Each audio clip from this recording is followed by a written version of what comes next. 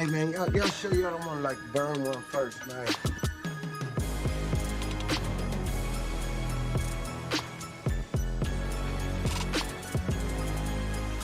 Why did you say that name?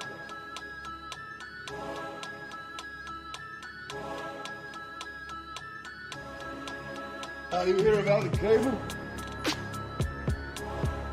What is thy bidding, my master? Nice going.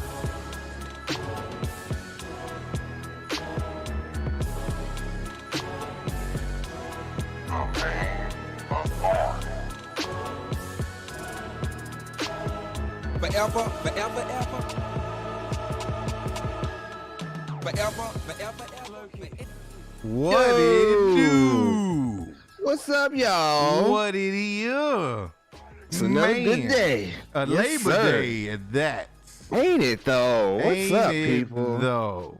Hope everybody's having a good Labor Day today. So far. You know, winding it down. You know, we had to stop in here real quick.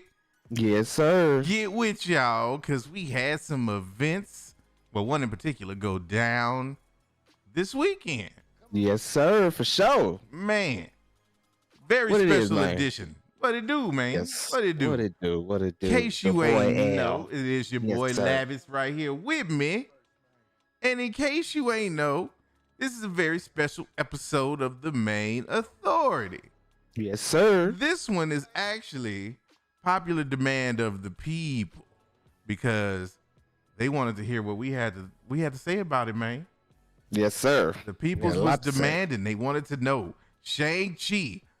What y'all think? We gotta know. Well, guess what? We about to get into all of that. Yes, sir. We Man. definitely about to get into all of that. Man. And what an amazing movie it was, for sure. Like, I'm actually glad it's doing better Yes. than yes. we had thought and or hoped. That it is. would. I mean, it definitely is doing that. You know what I'm saying?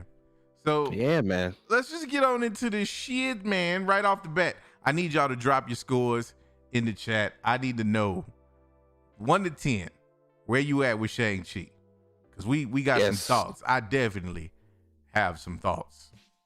Yes, most Man. definitely. And I've seen a lot of y'all on the Discord. I know a lot of y'all have some thoughts as well. Mhm. For sure. I see Green Bear with the 8.5. I see Yep. you. I see you. Right on par, right on par, I had to say. Kyle Carter 8.75. Okay. Okay. Got Mike. With the 10 plus. Man. My guy, Sir Glass Half Full himself, Mr. Steal Your Girl and give her right back. Right Because back. he just that nice. I had a couple of chicks earlier that Mike probably wouldn't have gave back. He probably would have put him out by the river or something, you know. Put him outside like the cat in the Flintstones. You know what I'm talking about? Because, you know, it was something definitely catfishy about that situation. Most Sip definitely. responsibly, people, and make sure you do your verification, because there's some crazy mother lovers out here. Yep. But it's all good because you know the Mayne Authority got your back. You know, always. For sure. Forever, Always. forever, ever. Ever. Forever, ever. Man. Look at that. Nines. We got some 9 out of 10s from King James and Mr. Ratcatcher. 8.59. That sounds fair. It sounds right about on par for the movie. For an MCU movie at that. Yeah, Considering no what we doubt. got, the last movie we got. Yeah, I think man. I seen, yeah, right. I see that this one's doing a lot better. Oh yeah, without sure. a doubt, man. This one, I can't remember what the last number was I checked for, but it was pretty up there, man. Like I think it was like 90 mil or something. Like it was on the opening weekend. I was like, okay. Kind of considering where we are, man. It's so weird to talk about like numbers like that. Like that's a big deal, but Yeah. you know, we got to keep it in context. Right. For Keep the it in movies, I mean, context. for the movies and where we are right now in this air and space, it's actually a good turnout. Yes, that it Most definitely definitely. was. Definitely was.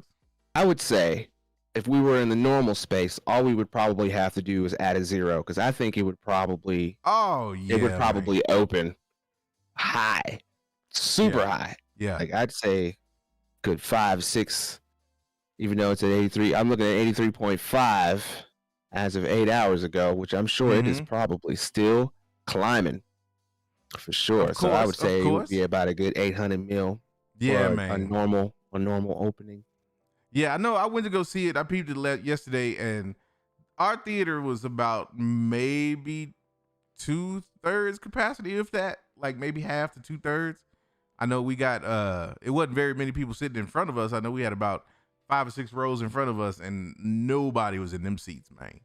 Oh yeah. It was When I went to go see it, most of us were sitting, of course, in the best seats toward the back, or the upper levels, if you will. And yeah, there was nobody in the lower areas, and I went about 9. Yeah, it was. I it even was saw still people pretty like empty. wandering in halfway through the movie. I'm like, I know damn well y'all ain't bought no tickets. Y'all just coming in here because whatever you was watching Right. was over. Right. Like, Exactly. Y'all just snuck over. You know how it is, man. Oh, Don't yeah. act like we Oh, ain't yeah. done it. Don't act like we ain't done it. It's been a while. It has been I'll a while say for that me. much. It has been a long while for me. But yeah, I used to, Most I used to quite frequently. I ain't gonna lie, man. You know, statute of limitation is gone. Yeah, man. You know, they can get their $1.50 back if they want it that tough. But Right. man. But I mean, hey, Go it is ahead, what bro. it is. Go ahead. No, I'm saying it is what it is. Oh, always. It definitely is what a TI is. But yeah, man, I gotta say, I see you tried to give people a little bit of misdirect with that thumbnail, but I was down with Shang Chi, man. What do you mean? Because you're gonna give me the stank face on the thumbnail, like I ain't like it. Oh, it's not misdirect. It was just the most convenient picture that for me to put up on there for you. See, look, but at the same that's that inside time, baseball for y'all right there.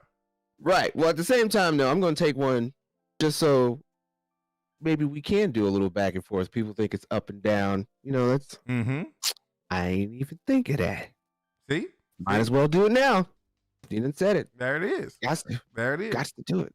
Now, I came out. I gotta say, I came out of Shang-Chi, man, and I was like, take the Avengers movies out. That's the top 3 Marvel's movie of all time. Like, if we not counting the Avengers, no team up movies, and in my team up movies, that counts Civil War and Winter Soldier. Those are considered team up movies in my opinion. So those don't count either. But if you factor in every other MCU movie, man, the way I have it right now is I got Black Panther, I got Doc Strange, and then I got Shang-Chi, man. I got Shang-Chi. It was that good, man. It was. I don't see anything wrong with that list, and I don't see anything wrong with placing it right there, top 3 on that. That's the movie, the way it shaped out from beginning to end was great, and I can't say that it was too predictable, which is what I'm usually worried about when I watch a lot of these different movies. It's like, what can I predict that they're going to put in this? And there were a lot of twists and turns in there, and I like how they changed it for the MCU purpose in there. So yeah, man, like that sounds fair to put it up in the top 3. Yeah. And of non-Avengers movies. Yeah. In case you ain't even expect, if you ain't know, you should have expected it. But spoiler alert, we gonna be talking about the movie. We breaking down a couple of things, so just know that coming in. Just for you. By the way, make sure you like and subscribe. Hit us up on the Discord. Come hang with us, see what's up. But primarily like and subscribe. We need them shits. Yeah. Just a little bit. Just a little bit. Just a little bit. Just a little bit. Just a little bit. But yeah, man, like I think for me, man, what I really dug about the movie more than anything else was the villain. Like Winwood was dope. Yes. Like his motivation was dope. It made sense. It fit in the, like you said, the MCU perspective of how they've done villains and the way that they've kind of adapted these stories. This made a lot of sense. I know I saw some people kind of ragging it a little bit, saying that it went a little too left and that they should have focused more so on him than introducing, a big bad at the end like that, which I kind of get that point, but I was like, nah, man. And for me, it still was about dude, because that was what Shang-Chi had to overcome. Like he had to finally really face that and head on and deal with it. So having that, sub boss or whatever you want to call it at the end wasn't really a big deal for me. But I was just in love with the fact that they gave us another villain with a little bit of complexity, man. Like, just that's all I want, man. Give me villains with some complexity. I need more of that. I need more of that. Most definitely. But I got a question for you. So starting off for the beginning for me, what was your opinion of seeing Shang-Chi or Simu Lee and Awkwafina's performances together? like their characters, how they introduced them. They're in the beginning there, they're valets. You see old girl take the car, doing all that racing and all that stuff, and then later they're at the bar with a couple friends, being teased that they don't ever really live up to their full potential, and they're both kind of like in tandem, with how they view and how they should, go through life. So like, what was your perception of seeing the two of them from the beginning to where you thought they would be going to the end? Yeah, it was. I'll tell you at first. The way it first hit me was kind of weak initially, because I felt like, okay, they're doing this happy-go-lucky, like dude is rejecting his father. I get it, but like this is kind of corny. Until we got a little further in the story and you understood kind of what led Shang Chi to that life, then it's like, oh, okay. So my dude is just like flat out back to his past. Like, I'm just trying to forget as much of this shit as I can because I don't want him to find me type deal. So it's like, then it makes sense that he would be that, because my thing was, where I was struggling was, I know this dude can't be happy with being this much of a fucking loser. Like, just, I'm sorry. Like, dude, your pops is the Mandarin, bro. Like, you out here, it ain't got nothing, and it had nothing to do with the job, but it was just like, he was cool with just kind of like being, like an every man, just like, you know what I'm saying? Yeah. And it was like, nah, bro. But it made perfect sense when you understood the logic behind it. So I was cool with that at that point. I will say their chemistry, though, give me that in the show. Right. Give me those two. I would, like, if those were just two, normal characters, whatever, I'd watch a whole sitcom series with those two. Because old girl was hilarious, bro. Awkwafina was hilarious. Yeah, she did a good job on that, and I'm not gonna front. I didn't realize that was Awkwafina.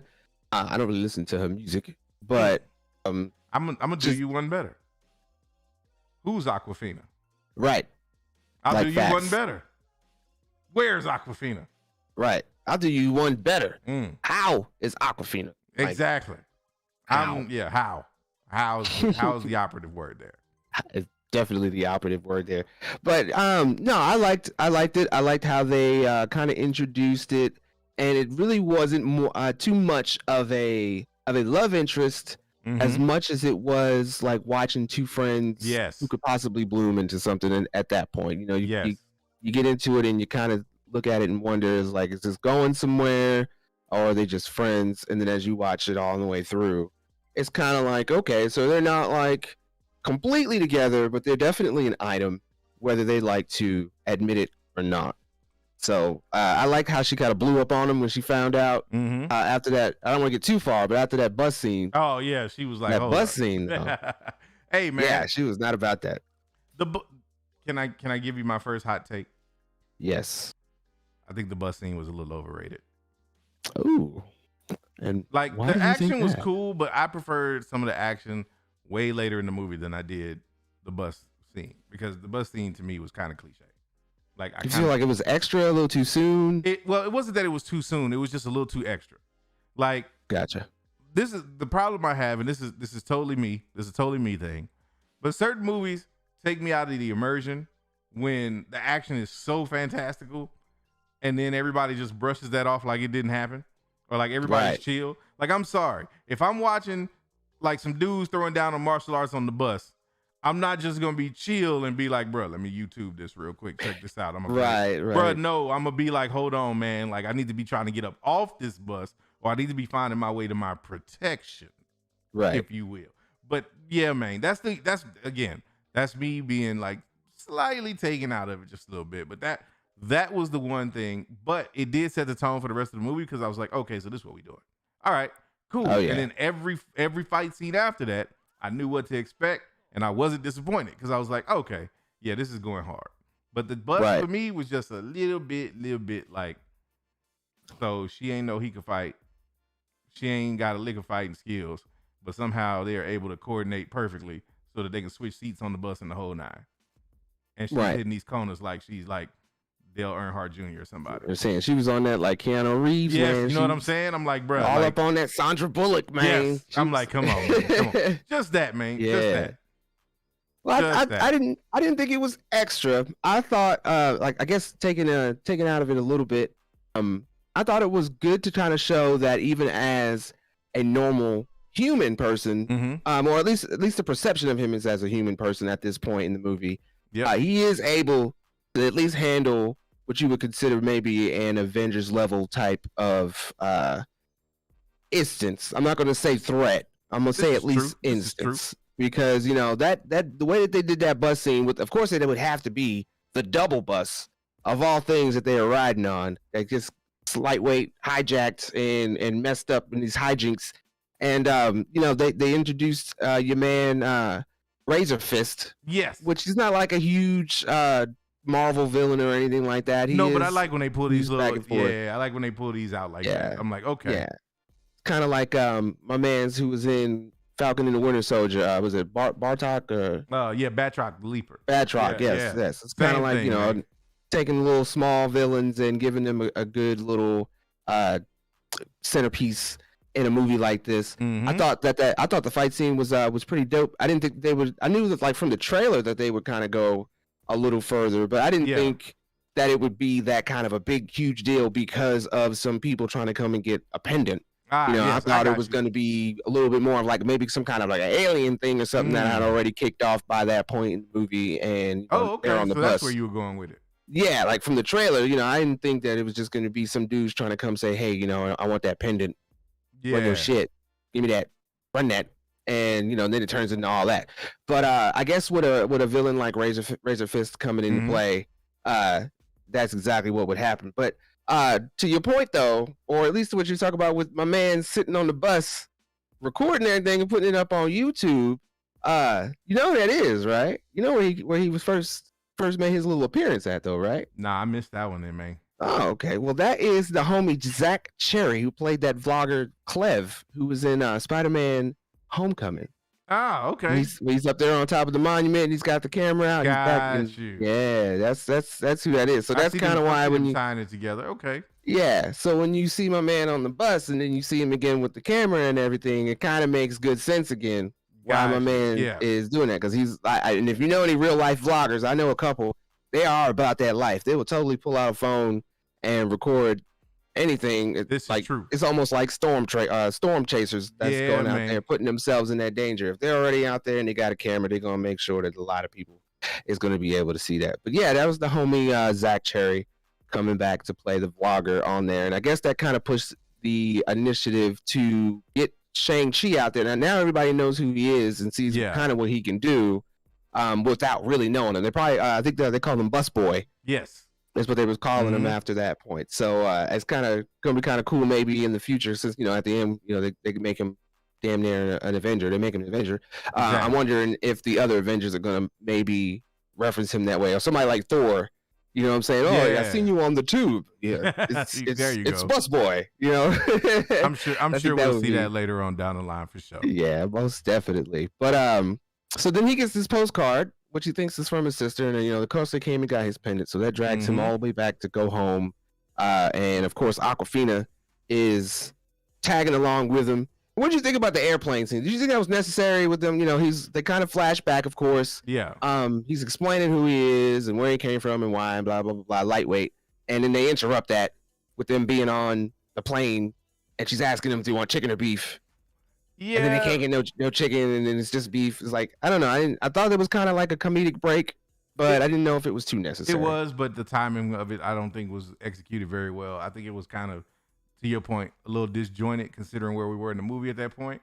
And I think it kind of the joke went on a little too long, because it was like, okay, we get it. Like, you're not going to have either one, and he's going to have to end up taking what we get it. Cool. Yeah. But I will say this, Awkwafina nailed it though, because again, her delivery of her lines in that scene, it wrapped it up kind of funny, because when she was at the end and she was like, yep, because we don't have those options, so we're gonna have to take the beef. Yep. I was like, okay, all we can get is beef. Pretty much. It's like, I've been there. It's like, why are you asking me exactly if I can't get nothing else? Exactly. Anyway, it brought me back to like my serving days, because like when we didn't have it, I just flat out told them at the table, hey, we ain't got that. You know what I'm saying? But then it's funny. So you can outright tell a person you ain't got something, and they'll still be like, but can we still get something else of that same variety? No. You can't get chicken nothing, because we ain't got it. We ain't got it. Like, kind of like, maybe I should have asked you. Side note, total side note, I'm going to derail this mug right now. Are y'all over there, in your neck of the woods dealing with any type of chicken shortage? Yes, actually, there's actually like Hooters up the street from me here is actually shut down because because chicken prices actually have went up, Right. and there is a shortage, and that's what they do. They do wings, and they're shut down, closed right now because of chicken shortages and chicken prices on the rise, which I thought was really strange. Yeah, man, it's funny when you go to certain places here, chicken ain't even on the menu, man. Like they ain't even look. You can't even, when you order Uber Eats, Popeyes won't even let you choose dark or white meat. They just like, you gonna get what we got today. Right, that's what it says on the thing. On the thing too, it's just like what we got. Yep, pretty much. That's all you get. I see the homie Ant Seals in the chat getting creative with them emojis. My man saw Shang Chi right there along with us with the same thoughts. He was feeling it on the same level. No doubt. Most def. I see you, Green Bear. So we got chicken heads everywhere. Hey man, here. can y'all send some legs or some dark? Well, actually, I don't even eat dark meat like that. If we're being real, can y'all just send some chicken this way? Because I'm getting tired of going to certain restaurants and they ain't got no nuggets or they ain't got no strips. Or they ain't got this. Right. It's getting real old, man. It's getting real I need old. Thighs, breasts, and wings, man. That part. Thighs, breasts, and wings. Hey, man, well, you got a few thighs and whatchamacallits earlier, but we just found out they wasn't. I was about to say, yeah, we done found out. We found out those was. It was chicken. It was chicken of the sea. We thought actually. It was breast, but it turned out to be fish. Right. So totally that chicken of the sea, but it's all good. We took care of all that. Yeah, totally, man. Handled that. Right. Most definitely. So just a real quick. So the part in the bus where my man jumps up, kicks dudes in the face, and he puts his jacket back on. Like, so apparently that was a homage to Jackie Chan, and not just to Jackie Chan, but to his coordinator, his fight coordinator. Apparently he helped do the fight scenes, coordinate on the movie. But unfortunately, by the end of the movie, by the time they finished wrapping it up, he passed away, and that's why they did the tribute toward the end there to him for that. So there was if you liked or you thought that there were some things in there that called back to Jackie Chan with some of the stunts that they were doing, that's exactly why they went back there and got my man's to make that come through. But apparently they changed his origin, of course, a little bit from the comics, and I'm not too familiar with it, so I'll actually have to go back and kind of like bust that down and see what some of the huge differences were. But it seems like they did make Shang-Chi and a lot of its elements and villains very much an MCU movie, and I'm noticing that they're doing that a lot with a lot of their properties going forward. That they are taking a lot of these comic properties and making them more MCU unique.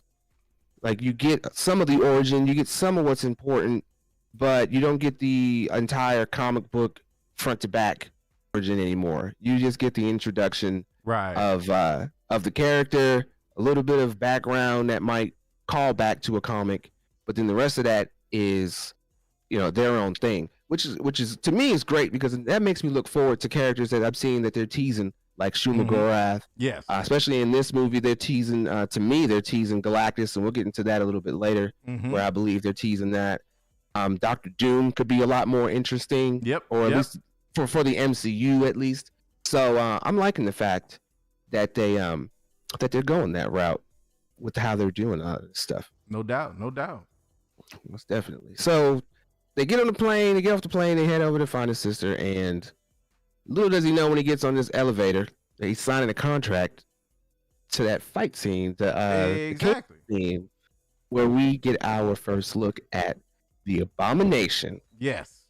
And I got to say, I think besides, of course, what we got to see of him in the trailer, this little bit longer of a clip there, I thought that was pretty amazing. You got the full frontal facial look at the Abomination, and that is comic book accurate, people. That is what the Abomination should have always. It was funny because I had to go back and look that up, because I thought coming out of it that they had pulled a swerve on us and that wasn't Abomination. And then I was like, went back and looked, I was like, oh, well, no, they just went comic book with it. Okay. Got you. Yeah. Pushed him up. Yeah. But that whole thing was dope. So here's the question I have, like with that, and this is kind of tying into the Doc Strange aspect of it. So we see in the No Way Home trailer that Wong is dipping out. Now, initially, people thought that might have been Wong leaving to go to the tournament. Right. But as it turns out, that might not necessarily be the case. Definitely not. Wong was going on vacay. So this is not him leaving to go to the tournament. That was already kind of established, and he had already been, working with Abomination quite a bit, even going into that fight. So yeah, they're like friends, it seems like. Yeah, exactly. So yeah, I thought that was kind of cool / weird at the same time. It's like, okay, so like how would Wong even know Abomination? What's their connection in the first place for him to even be taking my man out of that prison that he's in? Because you see, after they get in the fight, that when he opens up the portal to take him back, they pretty much had that same kind of full max prison apparatus thing or whatever they put the Hulk in in the Avengers, that same kind of cylindrical power dampening thing. I don't know exactly what they called it, but I don't know, I just thought that was weird because like the first perception you get when you see them fighting is like, oh shit, you're like, Wong's over there fighting the Abomination. And I guess a testament to Wong being there, it's not even so much everybody's thinking, okay, maybe he's trying to, maybe get some lunch money. That could exactly be why he's there, because we see that Wong actually likes to have a lot of fun. Man. When you look at Wong, and he's how serious he is all the time. You think he's always about that business. He ain't going out and doing nothing. Maybe he don't drink. Right? I don't know. Maybe he don't smoke. But now that you see, now that you see my man's out there in fight clubs and just pretty much going on vacay, doing whatever the hell he wants. Exactly.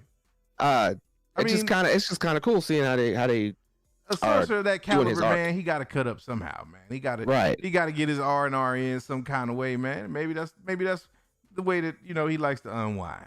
So I'm with it. I'm with it. Well, I tell you this, I don't think that whole situation with him and Abomination is a throwaway. I think that's going to come back and definitely play some type of a role of significance for at least Wong's arc at some point in the future. I'm curious to see how, though, because I'm like you. That's kind of an out there tag team, man. Like, you don't really expect to see that, but I have a feeling we're gonna see that pay off in the future for sure. And then for Abomination, because he's supposed to return in She-Hulk, it kind of makes me wonder what his role actually is going to be. Because right now we perceive him as being like the villain of that show, because we're used to. I mean, he's normally a villain, right? But he didn't really seem too villainous. No, he did after not. He punched himself in the face. He did not. So I don't know. I'm just kind of wondering if maybe they're gonna twist his character a bit. Maybe make him a good guy in the MCU instead of him being a bad guy. I could see that. I could even see him or being more of an anti, like becoming an anti-villain, anti-hero type. Right. Because maybe then he gets hooked up with like the Dark Avenger somehow or something like that. I'm thinking he's going to be on the Thunderbolts there you go. The end of it. Exactly. And that's fitting. Yeah. For him. Right. So then maybe that's kind of the way that they're taking it with his character now that he's like officially in the MCU. Because, of course, when we saw him in the Edward Norton Incredible Hulk movie, that was a whole different vibe. You know what I'm saying? But we also didn't get a whole lot of him in that movie. Like, it was kind of like tail end of the movie. You really didn't get to see my dude's personality outside of, his confrontation with Banner. So, we talking what, 15, 20 years later? People change. Yeah. It's a grip. It's a good grip. So yeah, you're right. People definitely do change. So yeah, after they get in their fight, of course, my man Shang Chi gets in the ring and he has to face his sister. Mm-hmm. And of course, he doesn't really want to. But apparently, some people might have missed this. I'm not sure, but there is a Madripoor flag that is in the background.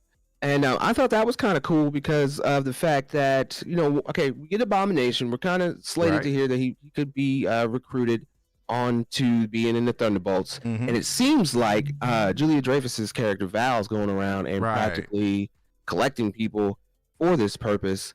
And it's like a kind of cool callback because we see that in Falcon and Winter Soldier that they have to go to Madripoor, and that's where they meet or hear about the power broker. Right. So it kind of makes me wonder with how they are ending this with the 10 rings and his sister being a part of it. If even Val's even going around and trying to create the Thunderbolts, because that's more of a General Ross thing. So I was kind of figuring that maybe General Ross would be going around and making the Thunderbolts himself, and this like Val could be on a different path. She could be very much on a different trope, and she could possibly be like we're thinking Lady Hydra in the end, and she could be trying to put back a team together, a evil team together to more suit Hydra than the Thunderbolts, with the fact that they're trying to, or at least seemingly making a connection between Madripoor and the 10 rings. And that could kind of be maybe who Val's benefactor is toward in the future. That we're thinking that it might not be like a Doctor Doom character. It could turn out to be Shang-Chi's sister. That's Xialing. Am I saying that right? Yeah, don't give me the line about how to say that name, man. Don't give me the line about how to say that name. But I think you are definitely onto something with that. And I think that that's kind of where all of this is going. Like, I totally got strong ass female villain team up vibes with that whole situation, especially as we furthered into the movie.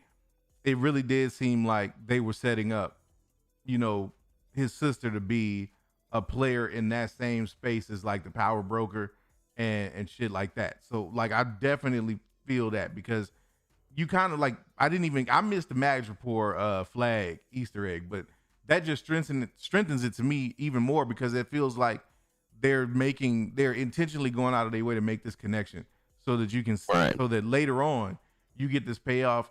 And maybe that's the route that they go with it. It's like with a female team up situation, not from the hero side, or maybe they do it from both sides. You know what I'm saying? Maybe there's a movie that where you've got like the heroines is on one side and you got the female villains on the other side, and they try to do that as a first time kind of thing or something like that. But yeah, I'm thinking that might come out of this next Miss Marvel, Captain Marvel movie that they're doing with the Marvels. That could probably be the other side of that. No doubt. Now, that would make sense. My question to you would be, with the way that the content is going, would you be open to seeing that in streaming format? Oh yeah, I would actually rather see a lot of this unfold in a streaming platform than in the movie, because I don't feel as if they would do enough fleshing out for this in a movie. Okay. I think there's more potential for that to have more of a growth, maybe in an 8-episode something that they spin onto the Disney Plus, and then just coordinate that in the movies, keep it going in the streams, coordinate in the movies. I'd rather see it that way, especially for a person like Val's character coming in and doing certain things. It would make better sense for you to get that kind of a background in a streaming show than it would be for them to try to focus on something like that in a movie and possibly take away from whatever the actual movie is actually about. You know what I'm saying? Because you'll get so little information about it that I honestly, like, okay, if they did that in this movie, if they actually had her show up in this movie, more people will be coming out of it probably wondering more about what her character is doing behind the scenes than what Shang-Chi's actual story and endgame is. You know what I mean? Gotcha. Like, I'd be more curious to see more about it than like, okay, because Shang-Chi's is pretty, open and shut. Yeah. He has certain powers. He gains 10 rings by the end of it, becomes an Avenger. Bam. Where are we going to see him next? But if they introduced Julia Dreyfus in this movie, I'd be like, well, shit, what's she trying to do? Is she gonna Abomination? Blah, blah, blah. You know what I'm saying? We're already kind of curious what they're doing with Abomination as it is. So, yeah, I think streaming for me. No doubt. Yep. Show. Right there with you. Everything Yes, you sir. said was right on. Show. Right. So after that, of course, she kicks my man in the face, knocks him out, and then then they get down to business.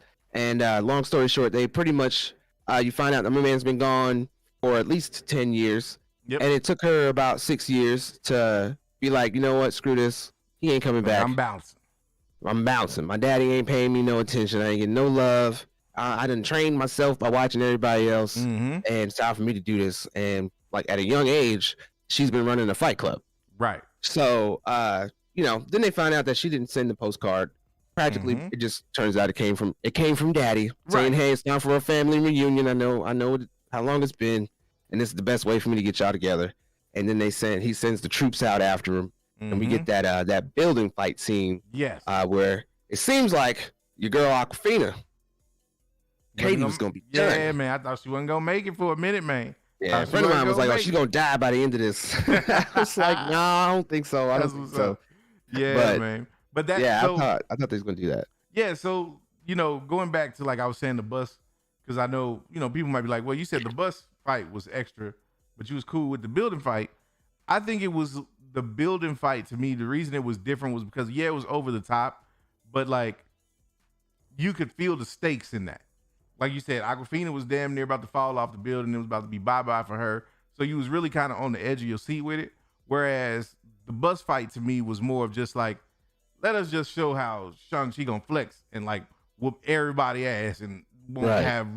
have little to no difficulty whatsoever. And everything is like, and so that was that, and it was more about the whole thing. Like you riding through this entire city, tearing up every damn thing, and I don't hear not one siren. Like Right. not one siren, no cops, nobody, no EMS, nobody was like trying to come check on that and make sure that situation was cool.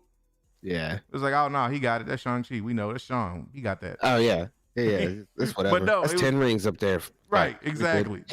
That was my only thing, man. Like once you started getting into the fights later on, and particularly like the building fight, that was dope because again, you had like actual peril, like in that, it was like had there not been some intervention going on, that would have ended up a whole lot worse than what it was about to Right. when it first started popping off.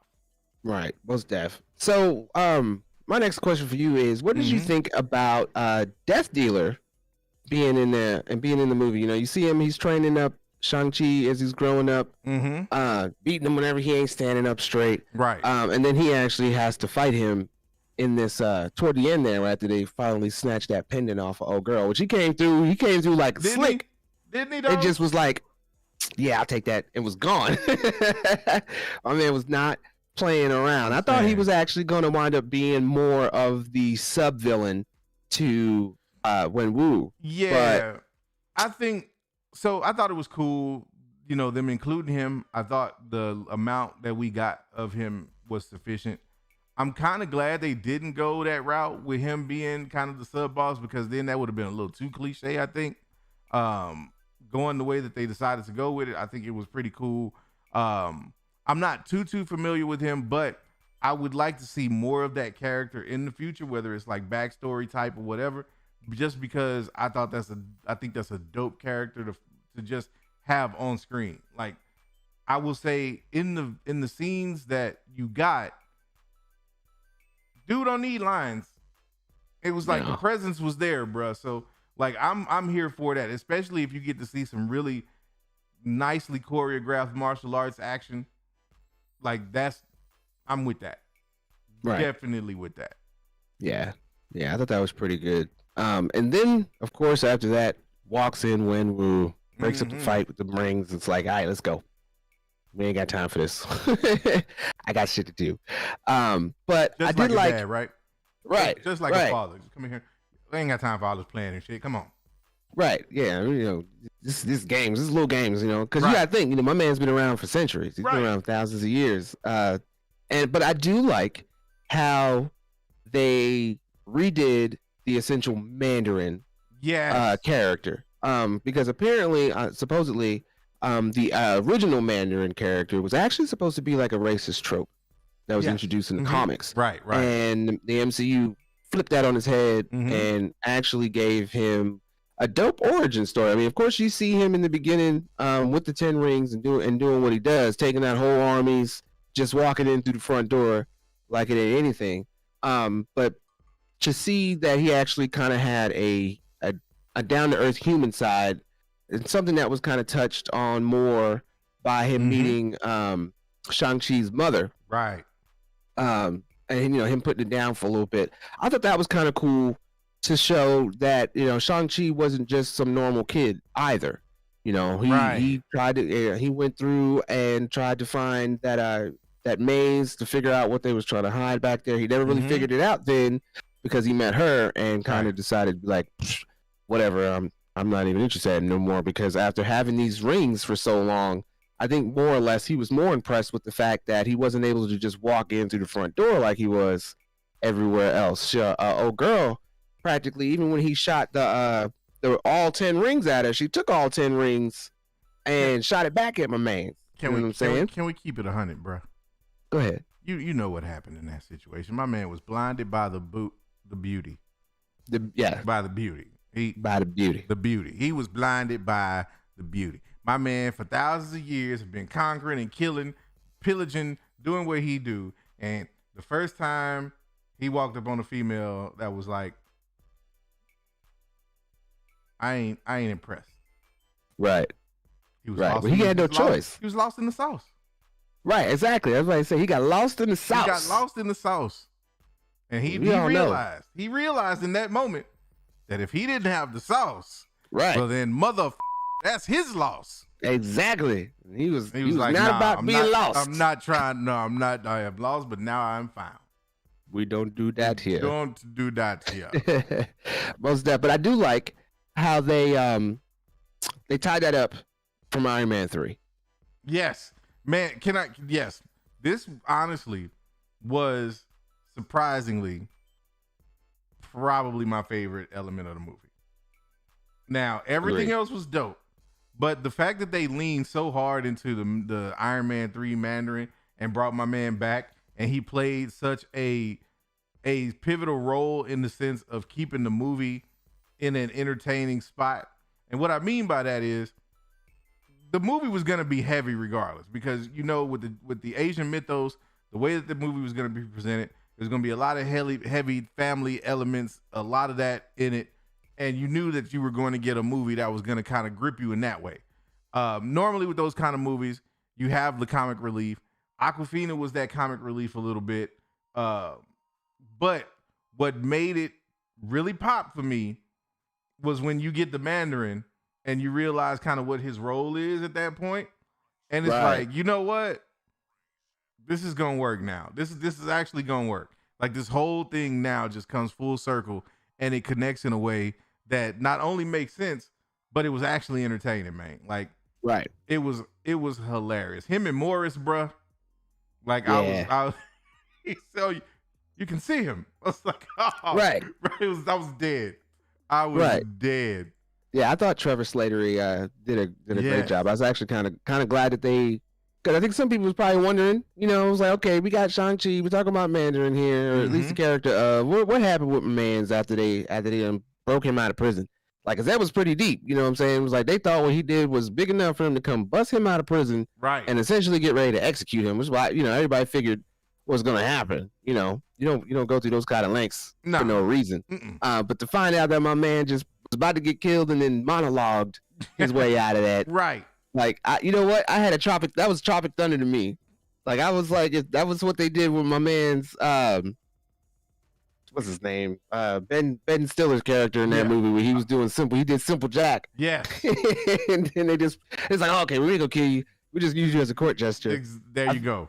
Yeah, I felt like this was like the serious version of that. Right. But no, the thing was that the comedy in this movie hit perfect. You know what I'm saying? Yeah. Like, most of it did. I won't say, okay, I'll say near perfect.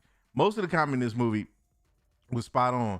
And that's what I think made it so enjoyable, was you had that balance, kind of similar to what you had in Black Panther, where there were parts of Black Panther that were pretty damn heavy, but there was enough comedy and there was enough well-placed comedy that it balanced out in a way that made it not too heavy of a movie for you to enjoy multiple times. Right. That's the key for me. Is like, you can go back and watch this movie over and over again and still enjoy it and find things to enjoy that you might not have seen, the first time you saw it. So to me, that was the thing that was so dope about it, was, the way that they were able to handle the Mandarin in this movie, and kind of just his comedy was like spot on for me. Yeah. And to that point, I feel like Ragnarok. I feel like Ragnarok Mhm. was the turning point for the MCU movies and how they approach doing comedy in their Yes. movies. I was watching this and I got a lot of Ragnarok vibes as far Agreed. as where they decided to throw in their comedy, how they decided to do it, which characters delivered it. Because Shang Chi, he was pretty straightforward. He had his little moments, but it wasn't nothing that like notable. But like you said, Right. Aquafina pretty much took that over. Trevor Slattery also kind of took that over, Mhm. and some of their 3D renders like Morris Yes. took that over. So yeah, I feel like Ragnarok and Taika Waititi was a turning point to where there was like those types of elements are the things that we definitely need to make sure that we keep in Mhm. our movies, and they've been doing that pretty flawlessly, in my opinion. I've seen some of it, even though Black Widow was a little out of time. I feel like Yeah. that also was kind of touched, maybe not fully, Mhm. but it was another beginning origin point for that. So I thought that was a good thing there. But so speaking of Mandarin and his mother and the powers that they have there, apparently, so Tao Lo is where they were, Yes. and that is a little pocket dimension, of course, that comes from the comics. They decided to keep, they decided to keep that trope Yeah. there, and it's kind of like they're doing Cluans from the comics, but they're just twisting that and making that a little different for the MCU. They're not essentially to go around and they're supposed to be a civilization that's supposed to like feed off of fear or whatever. That's what they had behind that gate there. The those little aliens that they were Right. trying to make sure they didn't get back out. Yeah, the McLuhans. And instead of them actually feeding off of fear, they just devoured souls. Right. Pretty much took your energy and then they gave it to that large monster that Right. came out there a little bit later. But I thought that was kind of cool that they still show that although they seem to be leaning more into doing cosmic things, Earth is still very much the center of it, whether we like it or not, Right. because there's still alternate ways to get to different dimensions and everything from Earth. Right. So even a person who doesn't have cosmic abilities or the ability to just traverse space at will doesn't necessarily have to, because there's a lot of different pocket dimensions that'll lead to other dimensions Right. here on Earth. So, but in there it says that the gate to Tao Lo, it only opens during I'm probably gonna mess this up, but during King Ming J or G, and that is a Chinese holiday. But using that, it kind of shows the date to your question earlier about Wong. So it's estimated that this movie's kind of taking place around April of 2024 in the MCU universe. Okay. So that would put this movie around 6 to 8 months before we get to No Way Home. Or Gotcha. right around 6 to 8 months, right around the Far From Home, No Way Home area, because No Way Home starts right after, of course, Right. Far From Home. So yeah, so there's no way that Wong would be leaving there and going to fight Abomination in No Right. Way Home there by where this movie is. Right. But what do you think about those other mystical animals in there? They had like some weird horse looking things, and then they had like some Pokemon looking stuff out there. Yeah, like, man. like a Nine Tails up there. It's like, Yeah, it was the dope, deal? man. I thought it was cool that, they gave you that kind of fantastical element of it, because that fit right in with the vibe of the movie. You know what I'm saying? And the theme of the movie. And as long as when you execute that stuff, it makes sense and there's an explanation for where and why it exists, in the sense that, like, this was a place that was kind of like tucked off almost, in another dimension, if you will. And it's not something that, is easily accessible. So you don't have to, and my point to that is, you won't worry about like those just like spilling out and just becoming like mainstays in the MCU. Those are like things that are specifically relegated to Tao Lo. You know what I'm saying? So it's that, Right. to me, I like that, because that what that does, it adds different flavors to the locales that we have in the multiverse now. It's like now you have, like you've got Wakanda now. You've got where you have New Asgard. You've got, just the greater space in general. You've got You know, now you've got Tao Lo, you've got Madripoor, you've got all of these places that can give us really diverse settings and backgrounds to where things won't get stale anytime soon. So I'm totally with it from that aspect. Right, most definitely. And my bad for bouncing around a little bit, but to finish what I was saying about the timeline thing. Yeah. So apparently they're saying it looks a little bit like the timeline is Loki would kick things off, which is how it's supposed to be. Mm-hmm. Then you get the What If. Then you get WandaVision. Then Shang-Chi. That's where that fits in. Then you get Falcon and Winter Soldier. Then you get Spider-Man Far From Home. Gotcha. So it's about in the middle. Yeah. Technically, even though right now we're reviewing it as out of order. Right. When they put that in that order, it should be somewhere in there. So that's where we are with that, peoples. Got you. Now, So I you got a know. question for you. With all of this, do you ever think that we'll get to a point where the timeline for the MCU gets so convoluted that it will start to lose its impact? No, because I feel like over the past 10 years, things have already kind of been back and forth, bouncy with the MCU anyway. So we should lightweight be used to that already. What I kind of worry about is just because things are in such a discourse with the timeline. Mm-hmm. What would it be like if they actually just like did catch up and things were in a constant continuity to where there is no jumping around, nothing jumbled anymore? How would people actually accept that? It would seem like people should accept that a lot easier because that would be the norm of things. Mm-hmm. But because we're so used to the discourse and jumping back around, I don't feel like the MCU would ever be able to just be able to give us movies in a straight line continuity, because there are still some things that we haven't seen, and they would have to go back to explain that in certain aspects. You know what I mean? Like when they get to introducing the mutants, Mm-hmm. they're gonna have to go back in time for some reason or another to explain that. When we Right. get back to Kang and him being Immortus, or Mhm. whichever character it is, I'm probably saying it wrong. Whichever character it is where he plays the Egyptian leader, ruler, when he goes Oh, back is in that? time. It's not Ramatut, is it? Yes, Trauma that's what Tut, I mean. yeah. Yeah, yes. So when they're gonna have to bounce back, and then if they're still gonna keep Apocalypse as the first mutant, you're gonna have to go back in time and Mhm. explain that. And I just feel like whenever they do get into that, you're gonna have to bounce back and Yeah. forth. So there's no data. Yeah. on it's- our end. oh, looks like we might be back. Looks like we might be. There we go. There we go. All right. I don't know what happened right there. Them peoples be watching. They be trying to get us. Mhm. You know what I'm Try to make saying? sure we ain't doing nothing this time, man. You know what? Not this time. Don't be bringing that bullshit to the stream, Jasmine Taz.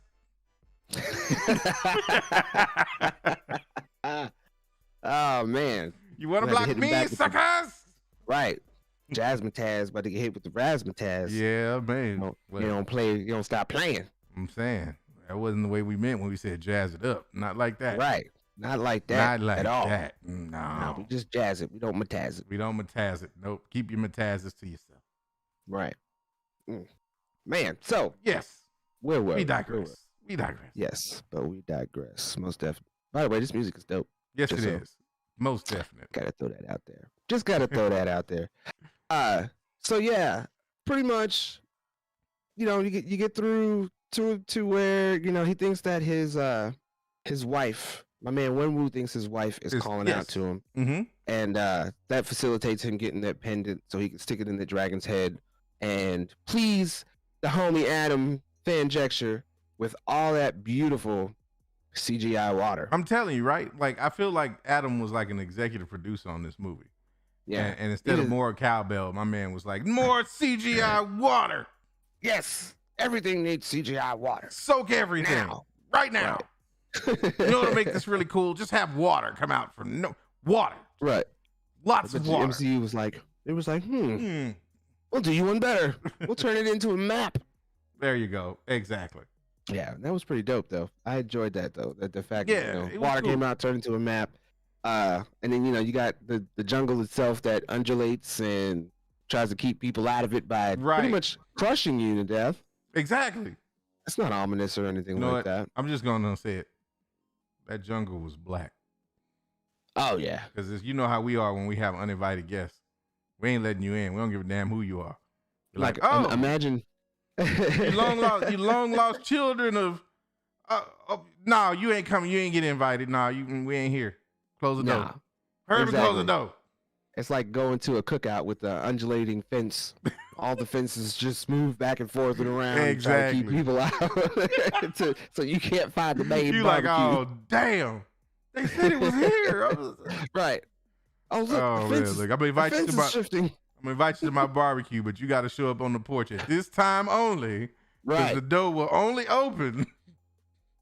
Right. Yeah, man. Most definitely. But yeah, we're gonna skip through just a little bit there, and get to the meat and potatoes of it all. So pretty much in the end, they escape. They steal my man Razorfist's car. Mm-hmm. They go all the way out to Talo, and they get bossed up with some dope ass new costumes that are made out of them dragon scales. And he starts to really learn and lean more in on his upbringing from his mother, telling him that he needs to embrace both sides. And that's basically because, his father is pretty much thousands of years old with all this knowledge and power from the 10 rings. And she is pretty much on the same level from Tao Lo.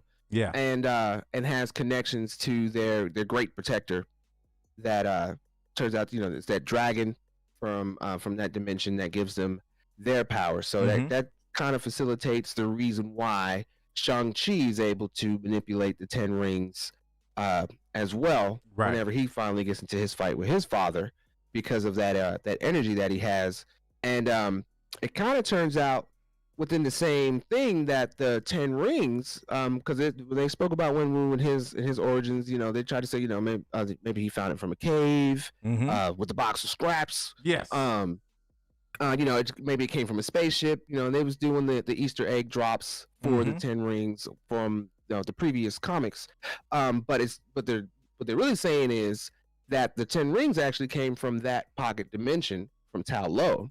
And that is the reason why whenever she took it and why when Shang-Chi took it, instead of it glowing blue, like when Wu had it, it glows red. The golden color, because it came from their energy, their dimension. And that's why that Soul Eater, the Dweller in the Darkness, wanted him to be able to break him free, because it's of the same energy that was keeping him behind that gate, behind that large wall of dragon scales to be able to get out of there. Interesting theory there. I feel like with the ring, the origin of the rings, I heard something over the weekend that really got my brain kind of moving. And I know we ain't got into the post-credit scene yet, but I have a slightly different theory that I'm subscribing to on the rings. And I'll tell you about it when we start talking about the post-credit scene. Gotcha. Well, like I said, we can skip through. Yeah, because that's kind of where I wanted to get to. Cool. Because like I said, rest of it's cut and dry. They go through they fight the dragon. Yes. They fight the Dweller in the Darkness with the dragon, and the dragon essentially, they don't call him any name in particular, but that's probably the closest you're gonna get to Fing Fang Foom. Even though the Great Protector is more of a nod to the Chinese mythology, right? The dragon. But yeah, I that's like one of my small gripes. I was kind of hoping that when they did show the dragon in the trailer, that it would turn out to be Fing Fang Foom. So I think they might be saving that for a sequel. I think we might see Fing Fang Foom in the sequel. Really quick, I just wanted to get your thoughts on that last fight scene. Like, was the last fight scene epic enough for you?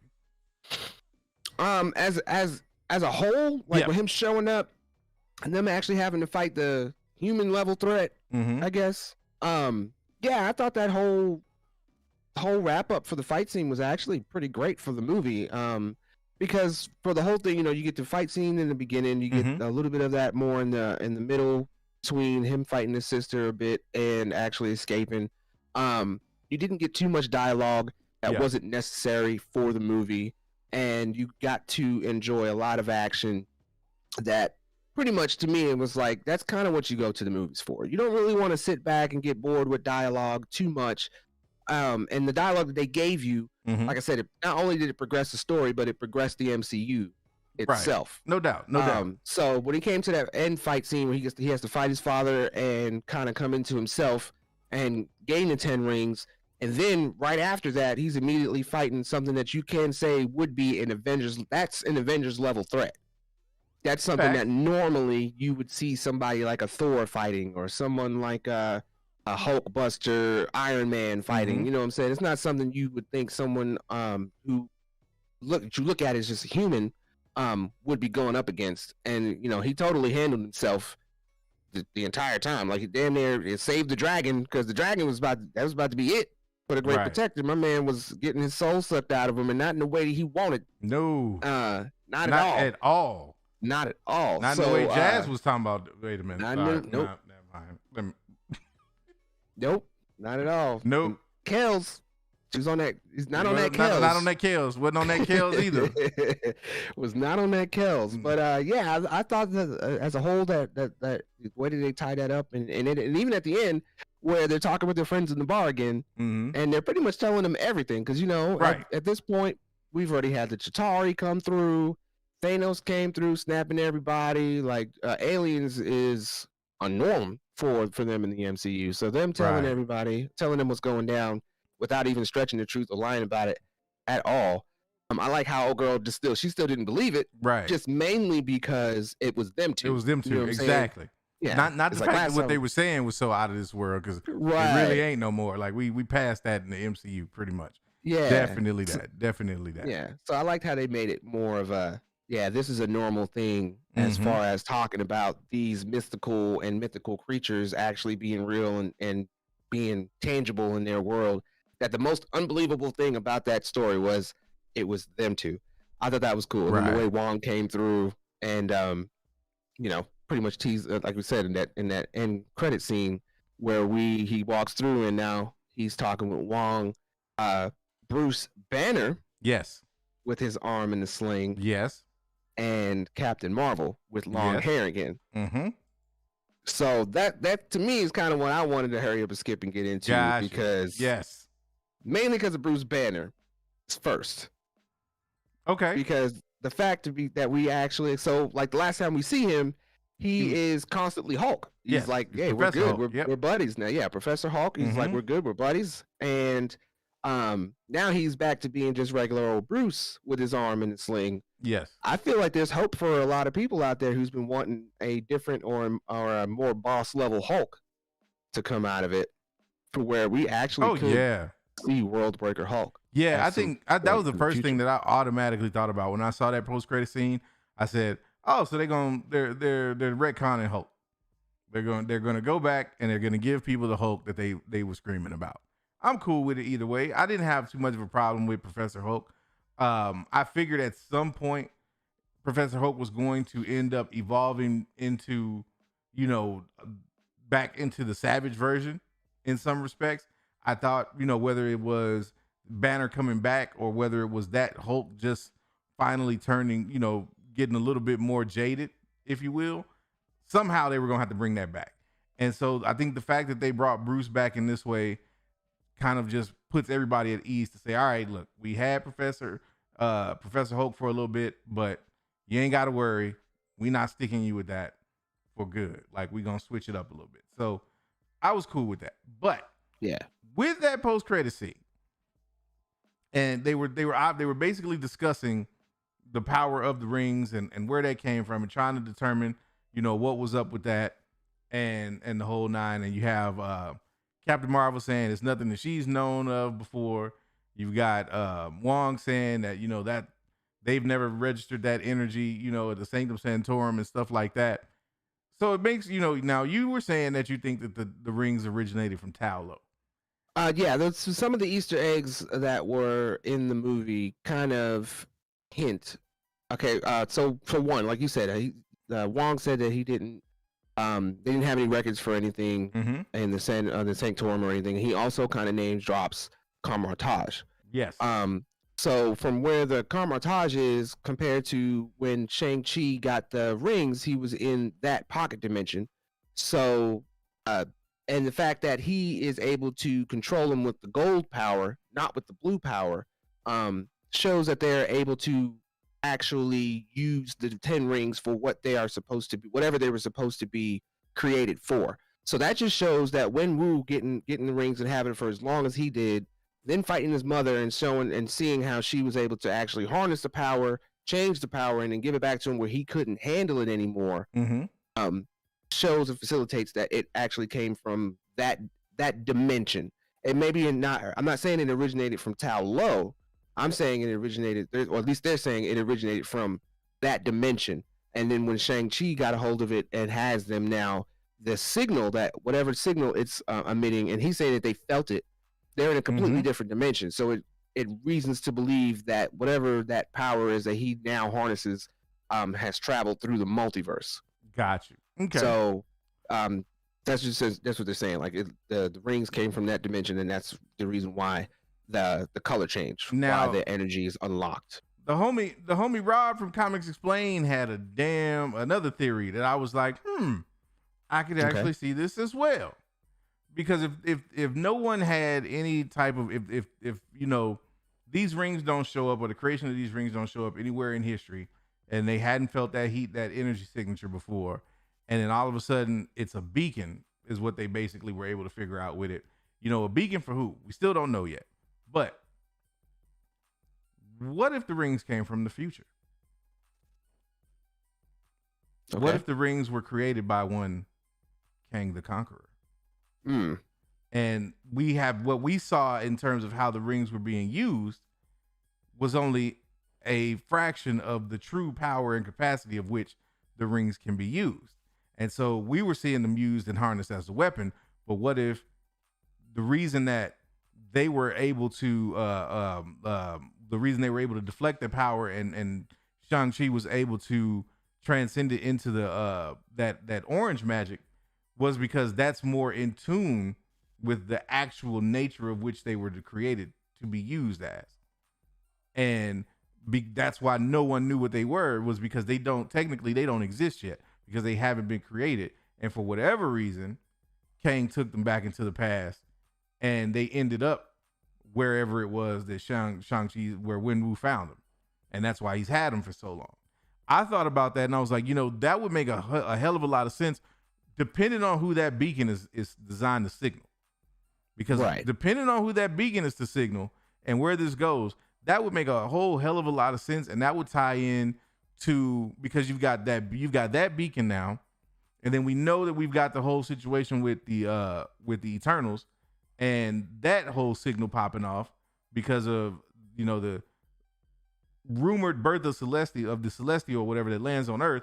So it's like you've got 7 days there. So it's like you've got all of these things that are you got Loki, where the timeline kind of trips off and goes in a different. So basically you've got all of these one-off type of situations that are happening that are kind of raising people's antenna, because they like, wait a minute, this shit ain't happened before.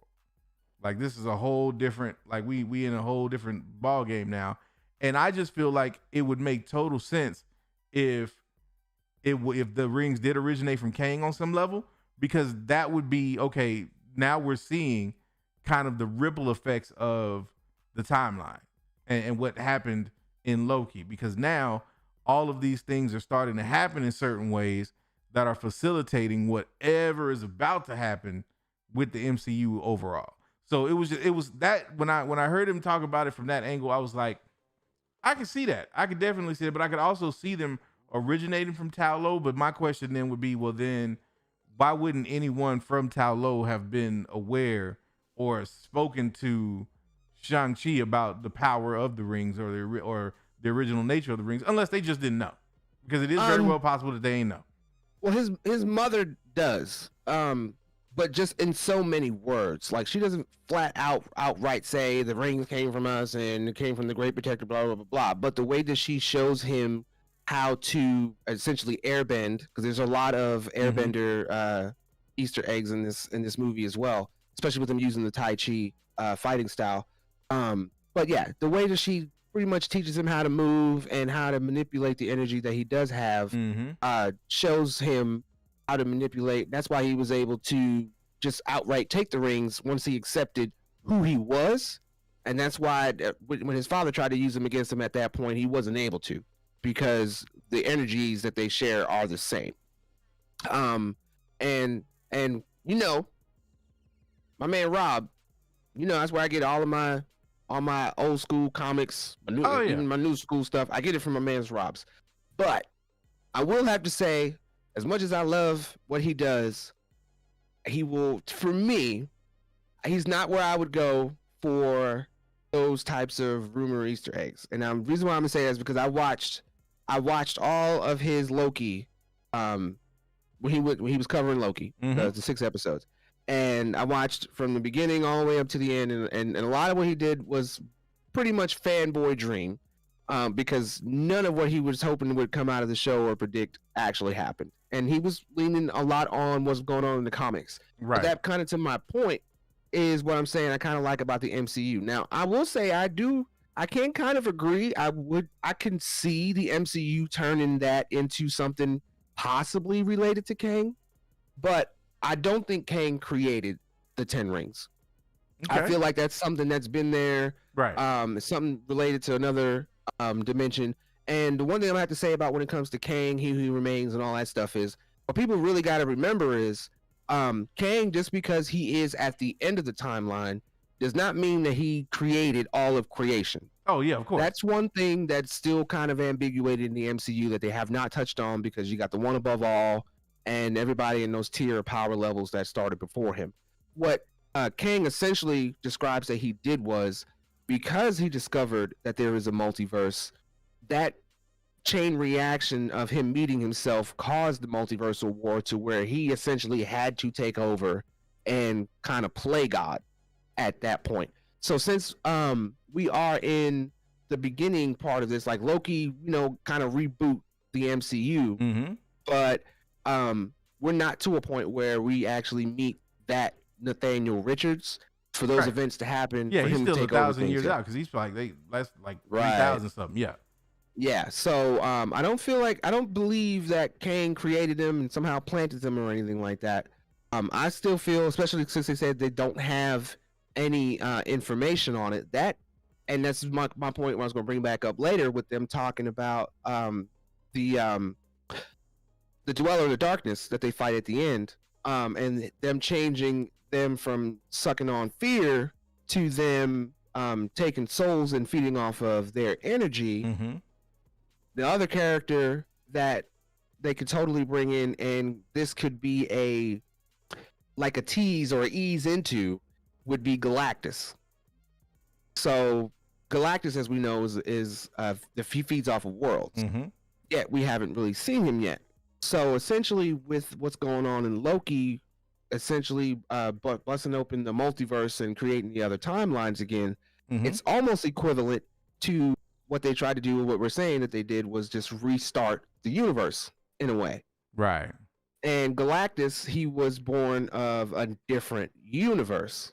He's not essentially born of, I guess you could say, even of the one that they just created now. So with the fact that they released the multiverses now, there is most likely a chance that Galactus kind of either was freed or essentially reincarnated into the Galactus that we're going to meet in the future. And this is just a tease by using the Dweller in the Darkness to show that there's going to be some kind of larger threat that possibly those rings are sending a signal out to. Right. Because, like I said, if they were able to feel it outside of that dimension in the human realm or in Midgard, or whatever you want to refer it as, that it stands to reason that they felt it throughout the entire multiverse. And Galactus is kind of that kind of character who would be able to traverse very easily through these different multiverses, because he's essentially a celestial himself. So I honestly think it's going to be something of those kind of origins, and it's just so old that whenever they introduce Karmatage and the Sanctorum, that they didn't have that information, and it seems that they don't really know too much about the multiverse. Doctor Strange is like, yeah, we don't know jack. We don't know jack about it. Right. So they could be a multiversal thing. They could be another dimensional type thing. I don't know. There's so many different ways that the MCU can play that and turn that into something. But I'm like I said, I'm not going to be like, oh, he's completely wrong and Kang didn't create it. I just think some of the evidence and some of the Easter eggs that they have laid doesn't necessarily lead back to Kang Yeah. in this Well, particular the thing. one thing we can say about Marvel Easter eggs is you can't just rely on them shits because they Easter egg the hell out of WandaVision, and we saw what the hell happened with that. Right. So, but to your point, it does sound more like a fanboy dreaming kind of thing. I was just down with it because of the idea of it kind of bringing everything full circle. Because my fear is, and it's a small fear, very small fear. But the one thing about this whole multiverse situation that concerns me is I wonder and I worry that what will end up happening with these is that you're going to end up with so much or so many different avenues that it's going to get hard to keep it all in context. Yeah. And that for the swarmy or the normies, that because it gets so convoluted, they lose interest. And why does that matter? Because if the swarmies and the normies lose interest, then it won't be necessarily any reason for them to keep going as hard as they going with the MCU property. And I want them to ride this out as long as they can. So I just want to make sure that they have this whole situation as tied up as they can, so that we don't get into a problem where it's like, okay, you got all of these plot threads, but now you got this problem of trying to weave everything together and make a coherent story. Now, in White Suge We Trust, I get it, but I'm just saying, man, when you start like having all of these different strands and you have all these branch timelines and you introduce all of these different relics and things like that, and it's kind of like overwriting what we already know, it introduces the possibility for people to get a little confused. And when people get confused, they get disinterested real fast. Yeah, that is true. But I would say at least that would probably be true of more normies. Right. I feel like the sweaties and swarmies, like you're saying, I think that a little confusion is okay on that kind of level. As long as you tie it up and make sure it makes sense. And I think with the Pandy happening and everything, it kind of threw things off because we were supposed to get shit like Loki and then Wanda. Like it was supposed to be a different timeline of things. Mm-hmm. And I think if we had actually gotten like Loki first and gotten it in the actual continuity order that we were supposed to get, it would make better sense than us having to like see the bounce around that we got and then have to go back and explain or flesh out some things now, where if we, like I said, if we got that in the actual timeline, it wouldn't be as confusing. Right. I got you. Because one thing that they have been doing and making sure that they reference to, especially in a show like Loki, is I think Loki, it established that the years before, Endgame and in the past, Iron Man to Endgame, they're calling that the sacred timeline. So that is the timeline of things that we know about without multiversal implications, without any kind of anything. It's just straight on timeline. This is what happens in the MCU. Now we're in a space to where, because of what we're essentially looking at as a reboot, it can go any kind of way. So there is no, we got the sacred timeline. That's sacred, as it says. We're not messing with that. And here we're branching off, and I'm not sure exactly what they're going to or what they are calling this new set of timelines. I'm not sure yet. Maybe it's the Kang generation or something like that. I don't know. Main Kang. Who knows? Who knows? But they're keeping it to where if anything is kind of confusing, you can at least reference it to the sacred timeline and see what the difference is. Right. And go from there. So as long as they still come out with properties that allow you to be able to lean on what they're calling the sacred timeline, we should be all right. Like I said, the normies, I agree with you. I think that they will be like, yeah, that's a little too confusing. I'm good. Holla at me when all this is wrapped up and I can binge watch it. Right. But the swarmies and sweaties, we're gonna watch it anyway. Yeah, well, see, the sweaties, I mean the sweaties for sure. Swarmies, yeah. But that's the thing, man. It's the normies. We got to remember, the normies are the ones keeping this boat afloat, man. Disney's cranking this shit out because normies is on board. Right. If it was sweaties, yeah, we'd still be getting our movies, man, but they wouldn't be doing streaming shows and all of this other extra shit because they'd be like, nah, we just make these movies for this little demographic that likes this shit and we're going to keep it moving with something else. But Right.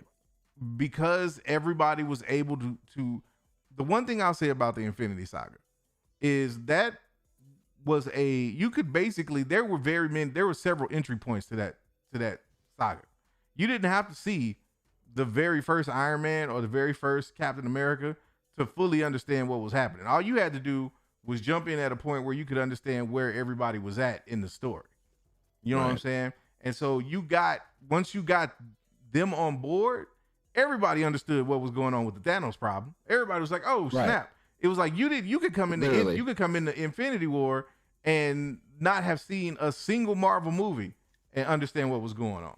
Yeah. And watch those two movies and be like, "All right, I'm good to go. Let's go MCU from here on out. I'm with you."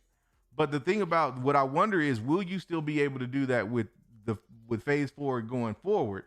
Because there's so many different kind of threads going on. I mean, like imagine the person that's watching What If, or imagine the person who jumped in watching WandaVision, who jumps in watching Loki. They're like, so what the hell's going on? Like they'll go into the movie and be like, so how does this relate? Like I don't get it. And if there isn't a solid enough through line, and I can't believe I'm saying this shit, but I'm gonna have to agree with the homie Felicity on this one. If there is no through line that normies can get into, we might get into some trouble, because we might all of a sudden see the interest drop. And if the interest drops, the dollars drop. And once them dollars drop, man, we are, especially in this climate, it's going to be some cut bait. Now, I don't think we're anywhere near that. Let's be clear. I don't think we're anywhere near that right now. And I don't even think we got to put the warning, the hazard lights on yet. We ain't even close.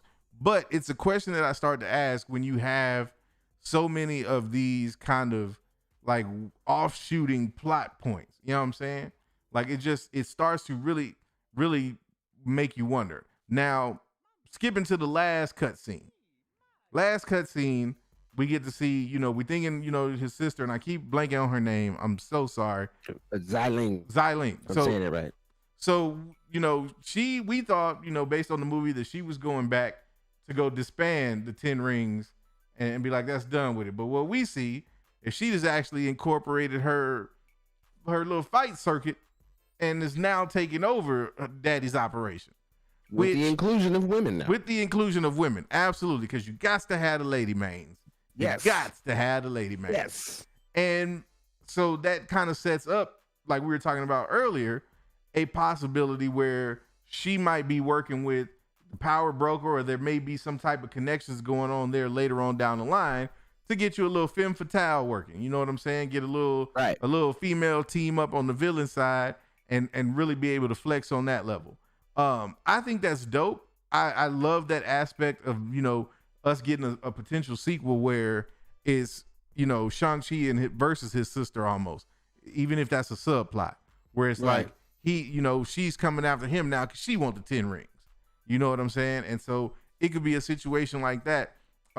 Or maybe she works, maybe she transforms the 10 rings into kind of a gray organization where they're not really good guys, but they're not necessarily really bad guys either. They're, almost to the highest bidder type situation. And so maybe you get that, and that's kind of a wild card. But that to me plays excellent, and not only for a movie sequel, but a spinoff on a D+. Like every time I watch these movies, man, that's exactly what one of the things I'm looking for is, where's the spinoff material? Because that's what they're looking for. And to me, that screams spinoff, because you could totally see it.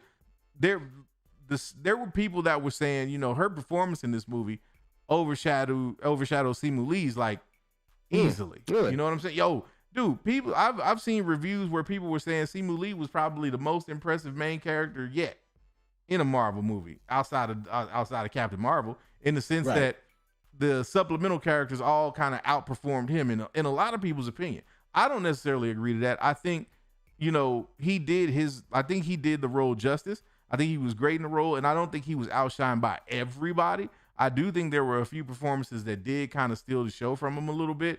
One being his father, two being Aquafina a little bit on some respects, because that comic relief really made like some of those scenes hit home. Some people say his sister, but I don't feel like we saw enough of her for her to really like take the shine from him like that. Now, had they gave her a little more focus and we got to see her actually escaping, like if the movie was, let's say, 30 more minutes and we got some footage where we saw her kind of making her way up out of there, then I would have possibly agreed. But from what we saw, I mean, it's like, nah, man, she was great. I definitely want to see more of her, but I don't think she overshadowed Simu Lee in the movie. I think he held it down. And so, but you know, when you look at the post-credit scene and you see kind of the way they set that up, where do you see that going, and how do you think they would play that going forward? Right. Well, you kind of stole my question, because that was actually what I was going to ask you. Since you gave your piece. For me, I was going to say, to kind of lean back on what I was saying earlier, with the fact that they had the Madripoor Easter egg and the fact that we're still wondering what Val's doing, blah, blah, blah, blah, blah. Mm-hmm. I wouldn't be, and they end it with, of course, you know, the 10 rings will return. I don't think that's going to be something that we have to wait too long for. I do agree with you that it is great if they were to spin that off and make it something Disney Plus. Mm-hmm. That would make the most sense. I mean, Shang Chi, period. If they were to take any element out of it and include even him in his own Disney Plus show, circling around the 10 rings, like you're saying, maybe she's coming after him for some reason or something like that. Mm-hmm. Great. But I feel like we can possibly see something with the 10 rings as soon as Captain America 4. Yeah. I'm thinking with the fact that they're deciding to move away from the power broker and leaning on it being old girl Sharon or whatever, and people really wasn't resonating with that. Mm-hmm. The best way that you remove the power broker or her from being the main villain and still keep it female centric, like it seems like they're trying to do, introducing certain characters. Was it Sin? I think that they're bringing in. Mm-hmm. You make their benefactor Xia Ling from the 10 Rings, Exactly, and you give them a good storyline trope on what they've been doing since Shang-Chi. And then, of course, you can still spin that back into a Captain America and Winter Soldier show, or give them their own show, anything like that. So, but I think what they're probably going to spin that out of, what makes the most sense for the sooner property would be Cap 4. I feel like she's going to be either a sub villain or the main, or the new main villain. Maybe they get a hold of Sin or whatever, and they change her origin and make her more of a 10 Rings fighter or something who originated in the underground fighting, blah, blah, blah. You know, there's a lot that they can go with that, depending on the kind of power that they're going to try to say that she is actually out seeking for. For shizzle. So that's where I think it's going, man. But what about the people, man? Let's go on and turn it over to this conversation libation. What did y'all think? You have any questions for us regarding what we thought about Shang-Chi? Anything else that's popping, man? Let us know what you got in the chat. Yeah, man. I guess Mike said he's going to go see it in 4D. 4D. He wants to know who's coming with me. Man, what are they going to do? Splash the water on you in the movie theater when you... Right. I'm like, man, I want to go see that. Hey, I'm down with that. Shoot, I actually think this would be a great movie to see in 3D. Hey, man, like I was thinking the same thing when I was watching the movie. I was like, I would have loved to see this in 3D or even IMAX. It would have been dope. Yeah. It would have been dope. Yeah. But I will say, you know, this was my first actual theater experience since we kind of wandered into this Pandy land. And I gotta say, man, like Pandy land. I gotta say, man, like, you don't realize how much you missed that experience until you actually go back. And it was a cool vibe, man. Like there was a cat sitting next to me, man. We became like BFFs for the 2 hours because my dude was like in there enjoying the hell out of the movie. And it's nothing more fun than sitting next to a normie that don't know shit about the MCU, and it's like calling out names of characters, and you like, nah, bro, that's not who that is, though. Like, no. None of that connects to this at all, bro. Like, but it was cool because you get to see how people just like how much people really just enjoy these movies, and like just the idea of being in that public setting and being able to nerd out with other people when, you know, stuff pops off, man. It was hilarious, man. Like one of the things that my dude was like, he got live at 5 was when Wen-Wu showed up in was it Tai Lao and was like talking to the old Archer, and was like, "What you talking to, young man? I'm over 1,000 years old." My dude, Yeah. he lost it on that, and I was like, "That's what's up," because my man was a real G with that. He was like, You better take that bass out your voice when you're talking to Right. me." Talking to me. Yeah, You man. look old. I'm older. I'm older. 10 man. rings don't crack. 10 stacks don't crack. Right. Right. I see Diva Minor, welcome in. She said she's asking, what was y'all's favorite part and what would you rate it? Well, we both, I can answer for both of us on this one. We both rated it about 8.5. Yes. Solid. Pretty solid 8.5. And for me, I'm still gonna say, believe it or not, my favorite part actually was the bus scene. Okay. I actually enjoyed how they did that for the bus scene. Like it looked dope in the trailer, and just to see it in a whole, how they did that, I liked the fact. This is a small thing, okay, but the best thing that I liked about it overall was the fact that they had the henchmen wake up at the end of it. Okay, my man, punched him in the face, kicked him, knocked him out. He had to fight Razor Fist by himself. Right. And then there's still at least a point in where all the henchmen woke up and was ready to get back. It was like good, because I hate it when they do fight scenes and stuff like that. My man takes out all the lower level people, all the lower level henchmen, and then he's got to fight the big boss. And at the end of it, a big calamity happens, and you don't see nothing about them henchmen no more, and they just get them tossed to the side and dead. And it's like, what happened to him? Man. I didn't get off the bus. Nah, they was awake. He kicked all of them off the bus and saved the people. I like this thing. I like the way they put it together. It looked practical. The only thing that really hurt my heart was almost every car that they ran over on that bus was a luxury, to tell you, man, dope ass car. And I was like, ugh, and no. I'm trying to say, you ain't see nobody run outside. I ain't hear no cops. No. I ain't see no ambulance, no nothing. Wasn't no ghetto bird out there trying to film the footage up in the sky. I'm like, come on, man. Like, so give me at least somebody watching this on their phone. Like, hey, do you hear what's going on such and such street? Something, man. Let me know that people see that this shit is going on, bro. Put it in the papers or something, man. Like, let us know that, people was actually out there crying about the fact that their whole street got messed up. Like, let us know. Let us know. For me though, man, like, believe it or not, my favorite part, this is like a total in-game moment for me. It wasn't my man Thor with the, "Are you here about the cable?" But it was the Mandarin with the, "Wait, you can see him?" My dude was so happy that he was not batshit crazy. Cause right. I was just like, bro, I'm dead. This whole damn time he been talking to this animal and wasn't even sure if this motherfucker was real or not. He was just like, bro, hey, if I'm crazy, I'm just finna lean into it, man.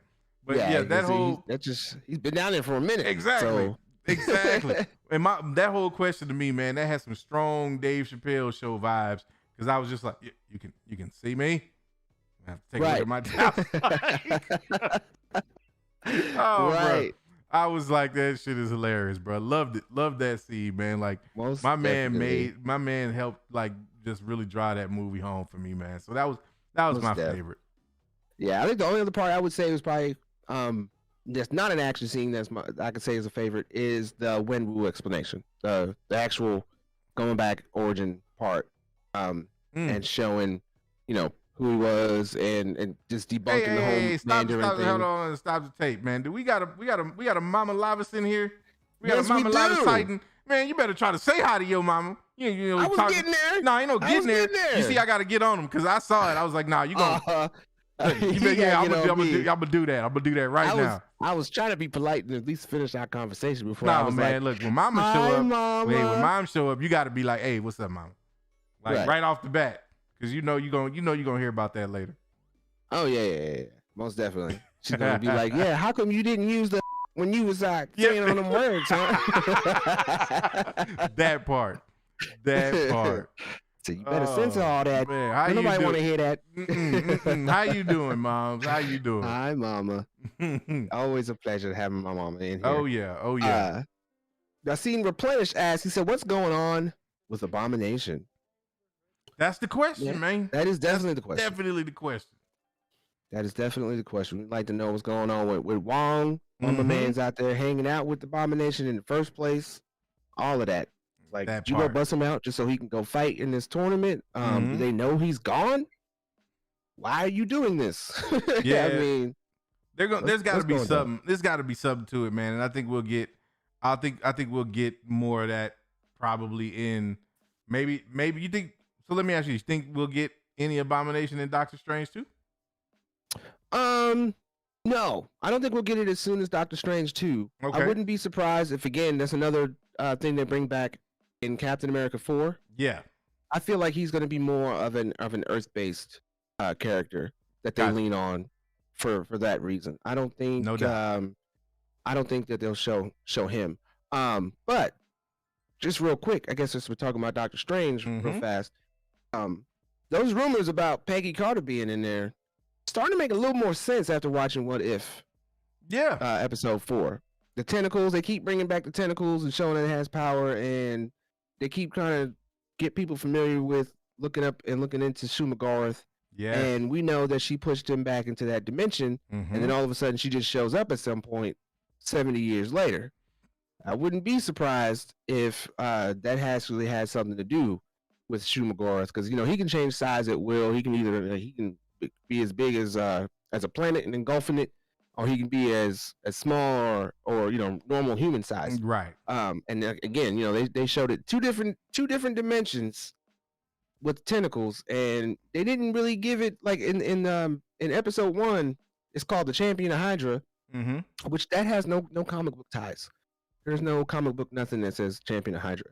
And then in What If episode 4, they don't really mention what it is. They just know he's got to go get this power, but when he first encounters it, he's not powerful enough, and then the second time he wins. Exactly. But there's no comic book connection. Nope. On that one either. So I wouldn't be surprised if whatever's going down when they break the multiverse in No Way Home, and by the time we get to Doctor Strange 2, that Peggy Carter's there already probably battling or getting lost out there from pushing back them tentacles, and he's the reason why she got back home in the end. Yeah, it could very well be the case, man. And that's the thing that's going to be interesting as we go forward with What If, and we get the rest of these movies now throughout the rest of the year, is those intersect points and watching how things start to cross over or bleed over into each other, and just seeing how much information we can pull together and piece together to kind of figure out where this thing is going, man, because it's about to get real serious. Like, we are knee deep in this thing now, man. Like, we are knee deep in it. And look at Ryan coming through here on that reverse CPT. I see you. I see you, man. What's good, Ryan? What's good? Make sure you hit up Fanjection and let him know that we shouted him out about that CGI water, so he can be happy. Do that. Most definitely. Want him to be happy on that one. You got any more questions? Got anything else you want to ask us? Anything else? We maybe skipped over or didn't touch on that you wanted to gush about before we ride up out? Hope everybody's having a great Labor Day. If you grilled out, I'm jealous. I made some chicken. Nice. But I didn't grill it. Put it in the air fryer, man. That air fryer. What's up. Oh, man, air fryers are the truth. If you ain't got one, you missing out on life. Right. If you ain't got one, it's almost like you not being on the Discord. What are you doing with your life? Right, and you're not subscribing to the Mayne Authority. There you go. What are you doing, man? And I'm gonna say it one more time. When you subscribe, miss us with the BS. We don't need it. Right. We don't need it. So Demon Miner came and said, I don't know if I'm tripping, but somehow I missed where the rings came from or how he got them. So they kept that origin of the rings a little ambiguous. It is kind of teased that they possibly could come from Tao Lo. The fact that his mother and Shang-Chi himself was able to manipulate the power and actually unlock them. That golden aura is actually it being utilized to its full potential, and the blue aura that was there with the Mandarin or Wenwu is just it radiating power. It actually wasn't at its full potential. Right. But they do leave that a little ambiguous because they say that, when Shang-Chi got it, it started emitting a signal and nobody is sure where that signal is going. So they could be saving the actual origin or the explanation for that for another movie or maybe in a Disney Plus episode. We'll get that sometime in the future. That on that. And yes, Mama, you are late. You are a little late. But it's all good. It's all That's why good. we got All good. replays, man. Little impromptu stream for the peoples.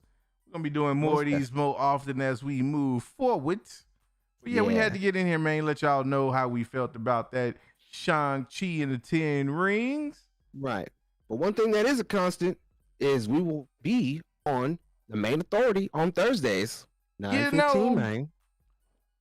Every Thursday night, 9:15 Eastern.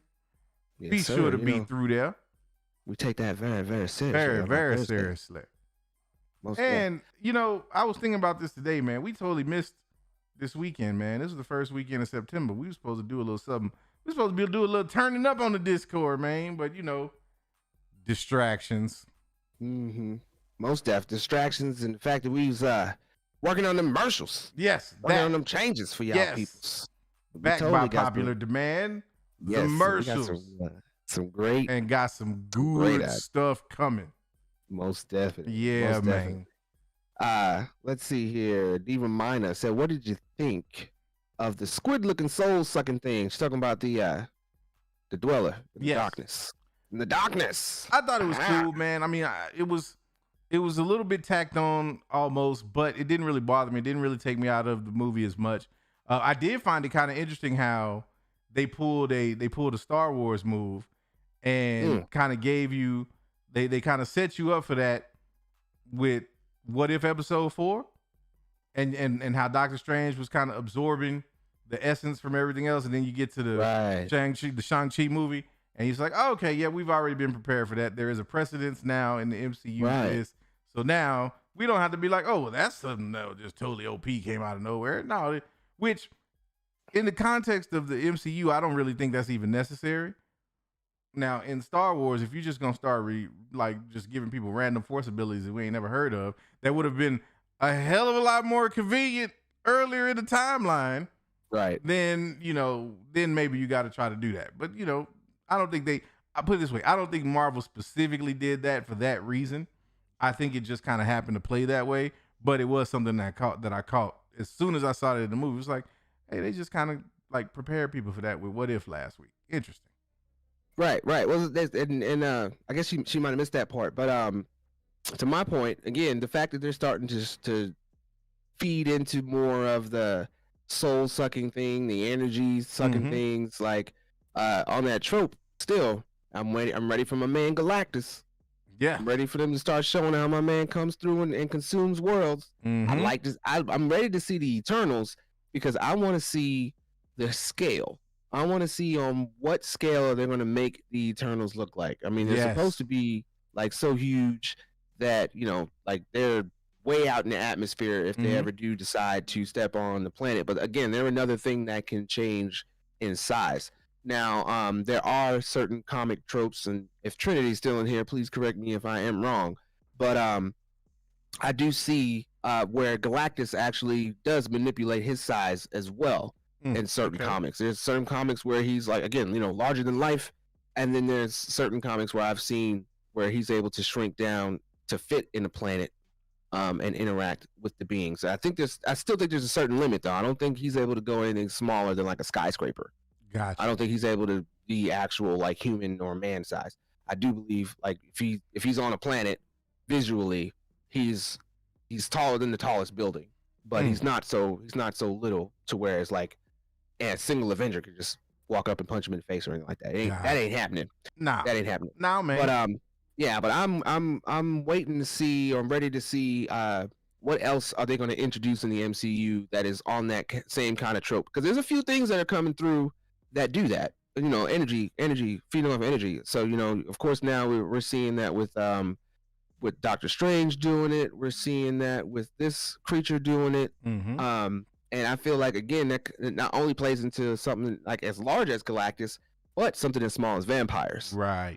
Yes. So when they finally get to Blade, all these types of things for the normies, to your point, are, I feel, the reason why they're easing these types of things in. It's like, okay, now we have things that feed off of energy. Now we have things that feed off humans. We have things that feed off planets, blah, blah, blah, blah.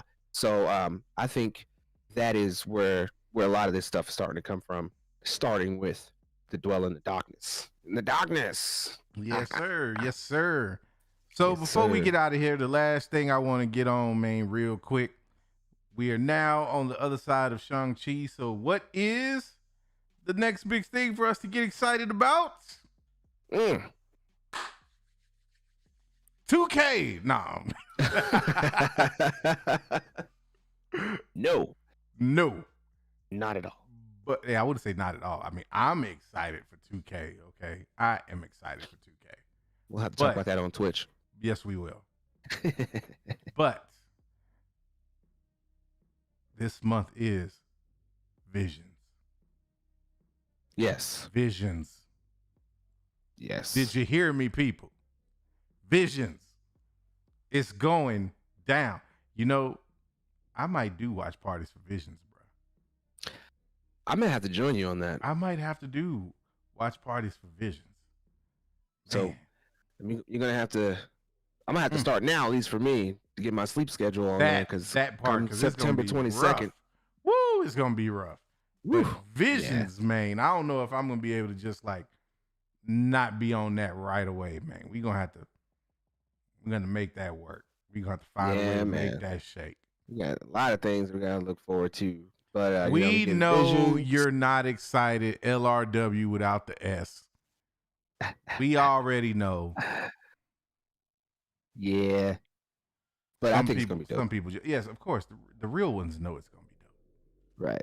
And I'm just a swarmy, so there you go. But you're still a real one. You're a real one, man. You're a Star Wars fan for real. You a Star Wars fan. Yeah. I've totally been a Star Wars fan. Like that's a given. But unfortunately, they have come out with some things that's lost me. Yeah. Hey, man. I am probably one of the sweatiest, and they done lost me too, man. I mean, I'm just saying. It's been a rough. Star Wars has been a bumpy ride, but I feel like we're on the cusp of greatness once again. Yes, most def. But MCU wise, I guess we're gonna be looking forward to that Eternals coming out. Yes, Eternals is next, I believe, on the movie slate. I know somebody that Hawkeye coming out soon too. Hawkeye's coming out. I know Mike Porter just dropped. It's not necessarily MCU, but we got Venom 2 dropping also, so it's gonna be interesting to see how that plays out.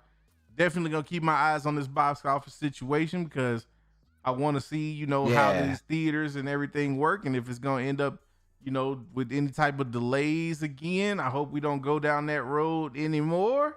Right. Yeah. So far they're keeping Venom 2 on track. I know there's rumors that they might delay it, but so far October 15th is still going to be the release date for that.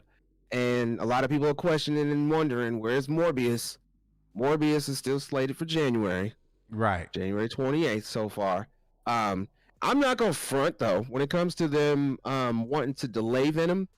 The only thing to me, like if they did that, I wasn't going to be mad about it, because it was supposed to come out after Spider-Man No Way Home. And if they did do that, I was thinking the only reason why it would make the best sense is if they actually allowed them to use that cameo scene that we heard they cut from Tom Holland showing up in New York City, not knowing what the heck was going on. That would make the best sense. But there's nothing to say that they still can't or still didn't use it at the end of this for a post-credit scene, and then that just makes us more amped to see No Way Home and understand how he got there, and maybe if we get our new Spider-Man of Tobey Maguire going in the future. I would like that. I'm not gonna say it's what they're doing, but yeah, put time over on Sony. Go ahead and give me Tobey Maguire back. I think he did it justice.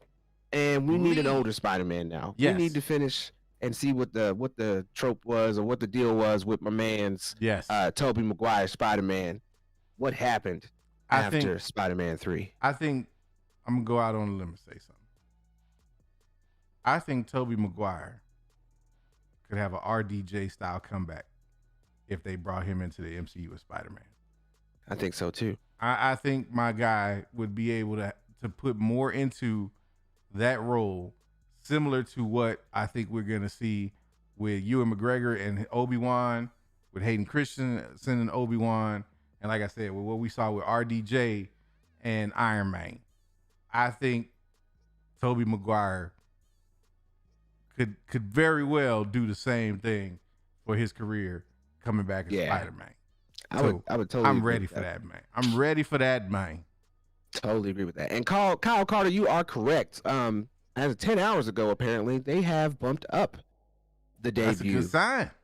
to October 1st. That's a good sign. So there you go. So now I guess we're going to see that a lot sooner. So hopefully we get to see what's going down in Let There Be Carnage. And I'm so glad that they fixed my man's wig. Yes, because it was not hot in the streets. Not That at wig all. was carnage. Yes. Total carnage. Yeah. Most definitely. So there we have it, man. That's it. Another one in the books. Another sir. one down. And we'll be right back at it Thursday night. Make sure you get your minds right. Make sure you like and subscribe. That part. Share and tell your friends about us. Please do that.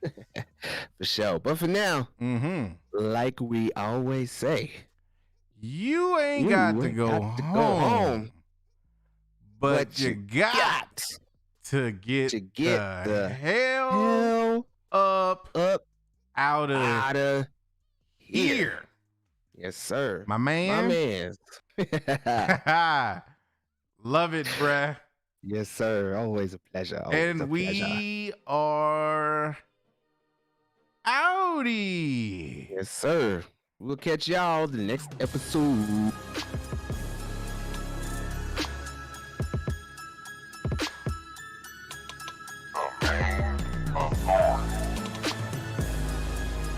The Force will be with you, always.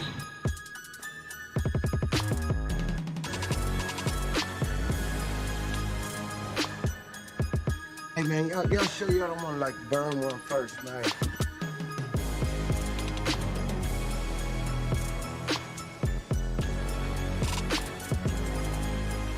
Why did you say that name?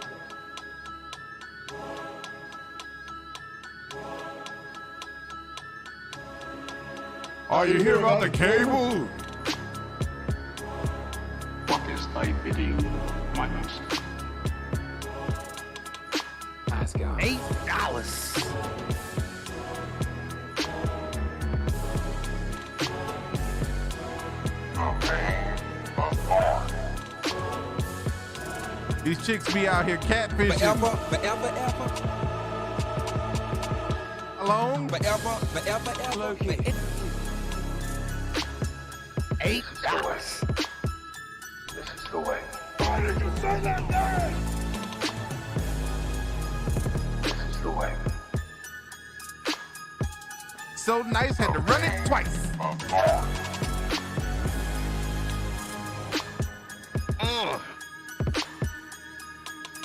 Tell your friends about me. Yeah. Come on, man. I am a god. Hey man, y'all sure y'all don't want to like burn one first, man? Are you here about Come the on. cable? Come on, man. On with you, man. On with you, man. Asgard.